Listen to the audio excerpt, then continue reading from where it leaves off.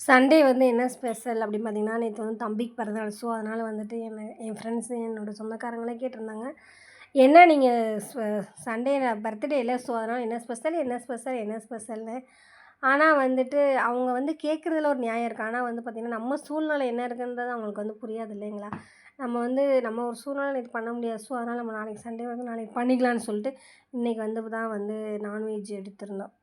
நேற்று வெஜிடேரியன் தான். அந்த வீடியோ கூட உங்களுக்கு நான் போட்டிருப்பேன் இல்லைங்களா, லாங் வீடியோவில். அது நீங்கள் பார்த்துருப்பீங்க. மத்தி மீன் ஃப்ரைங்க. என்ன தான் சொல்லுங்களேன், வஞ்சரம் மீன் இருக்கோ பட் மத்தி மீன் விலையும் கம்மியான டேஸ்ட்டு அடிச்சுக்கவே முடியாதுங்க. சூப்பர். மத்தி மீன், சால மீன் எனக்கு ரொம்ப பிடிக்கும். அதான் என் ஹஸ்பண்ட் வாங்கிட்டு வந்திருந்தாங்க. மத்தி மீனை ஃப்ரை பண்ணிவிட்டு குழம்பு வச்சுட்டு, அப்புறம் வந்து மட்டன் கொஞ்சம் வாங்கிட்டு வந்திருந்தாங்க. அதை வந்து கொஞ்சம் கிரேவி மாதிரி வச்சு சாப்பிட்டோம்.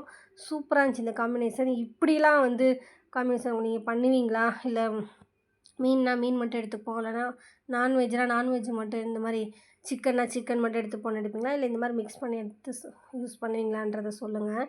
எனக்கு வந்து இந்த மத்தி மீன் ரொம்ப பிடிச்சிருந்துச்சுங்க. எங்கள் பாப்பாவுக்குமே ரொம்ப பிடிக்கும். பாய்.